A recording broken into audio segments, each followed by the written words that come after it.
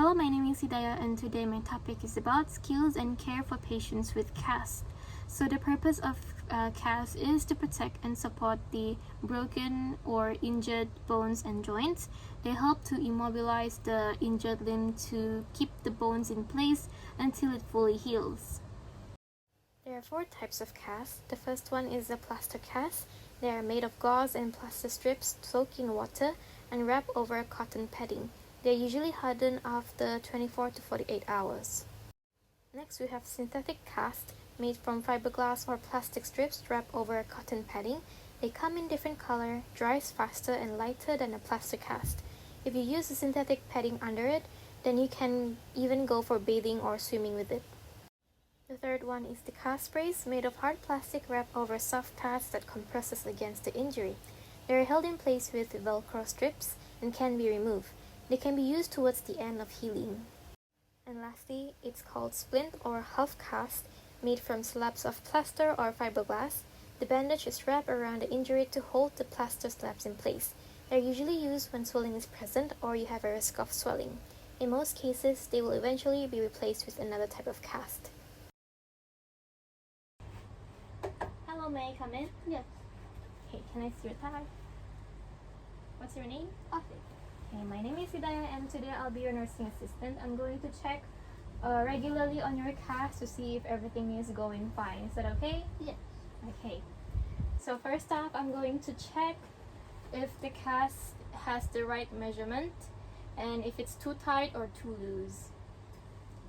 Can you try wiggle your toes for me? Okay. This patient can wiggle their toes, meaning the cast is alright. If the cast is too tight, it might cause what you call a compartment syndrome. Now I'm going to check the signs for compartment syndrome. So, when I touch, do you feel any pain? No. Okay. Can you feel my touch if I do this? Okay. Do you feel any numbness or tingling or any pins and needles on your affected limb? No. No? Okay, good. Now I'm going to check the color. Make sure both have the same color. If it's too tight, the color of the skin might be pale. Now you want to check for the temperature. If it's too tight, the skin might be a little colder than the other limb. Next, you want to check the capillary refill. How you do this is by applying pressure at the end of the toe here for 5 seconds. 1, 2, 3, 4, 5. Release it, and you will count how long it takes for the nail bed to turn into pink. And this one is less than 3 seconds, which means it's good to go.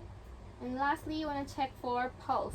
The pulse should be checked only if the temperature is different than the other foot, or the capillary refill is more than 3 seconds. And to check the pulse, the pedal pulse, you will have to use this special equipment called the Doppler, which I don't have, and I'm not going to show it because the patient is currently fine. Now I'm going to monitor for infection, see if the cast has any stains that could indicate blister or sore inside the cast. This one looks fine. Do you feel any pain? No. Okay. Now I'm going to check your temperature if you have any fever. Hey, patient has no fever. Now you want to make sure that the patient's affected leg is elevated at above the chest level. Make sure to keep the heels free so that there is no pressure source forming on the heels. If there is swelling, use an ice pack on the cast for the first 2 days to decrease it. Make sure to avoid damping the cast. My leg is itching. Okay. If the patient complains of itching on the cast, make sure to not scratch the inside and tell the patient about it. So Afik, if your leg is itching inside the cast, make sure to not use any tools or your fingers to scratch because it will cause infection inside the cast and it will worsen your condition. Okay? Okay. So what you need to do to relieve the itch is by using a hair dryer and using the cool setting, make sure to use cool air and dry it off inside the cast. If the patient wants to go for a bath, he can, but you have to wrap the affected limb with the cast on using a plastic bag.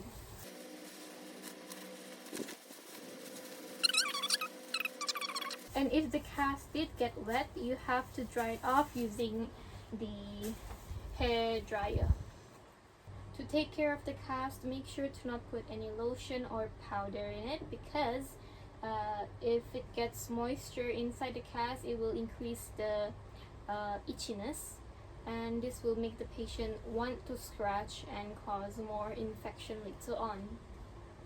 And now you would want to educate the patient into doing leg exercises on a daily basis to keep the circulation going. So Afik, I want you to do leg exercises every day to make sure that the circulation is good and to speed up the healing process, okay?